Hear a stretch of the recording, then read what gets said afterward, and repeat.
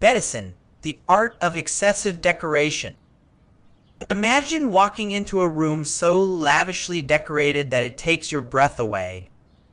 Every surface gleams with ornaments, every corner drips with embellishments. This is the essence of our word for today, Bedizen. Let's explore this sophisticated term that can elevate your vocabulary to the highest levels of English proficiency. Word type. Bedizen is a verb. It's a word that describes an action, specifically the act of adorning or decorating something in an excessive or gaudy manner. Meaning, to bedizen means to dress up or decorate in a showy, gaudy, or tasteless way. It implies ornamentation that is often excessive or inappropriate, suggesting a lack of restraint or good taste in decoration. Word history. The term bedizen has an interesting etymology.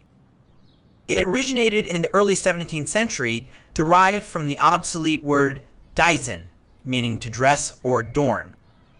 The prefix "be" was added to intensify the meaning, creating a word that suggests not just decoration, but over-decoration.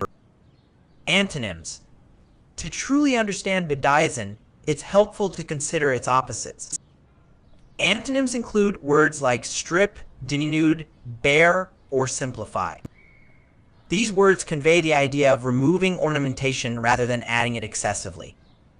Synonyms. Synonyms for bedizen include adorn, decorate, ornament, embellish, garnish, and gild. However, bedizen carries a more negative connotation than these alternatives, implying that the decoration is overdone or tasteless. Examples used in sentences. Let's look at how to use bedizen in context. Here are 3 sentences that demonstrate its proper usage. The Nouveau Riche couple bedizened their mansion with gold-plated fixtures and crystal chandeliers in every room, even the bathrooms. The aging starlet appeared at the premiere, bedizened in sequins and feathers, desperately clinging to her fading glamour. The once elegant ballroom had been bedizened with tacky decorations for the themed party, much to the dismay of the building's preservationists. Common errors in use. When using bedizen, it's crucial to remember that it always carries a slightly negative or critical tone. A common mistake is to use it as a neutral or positive term for decoration.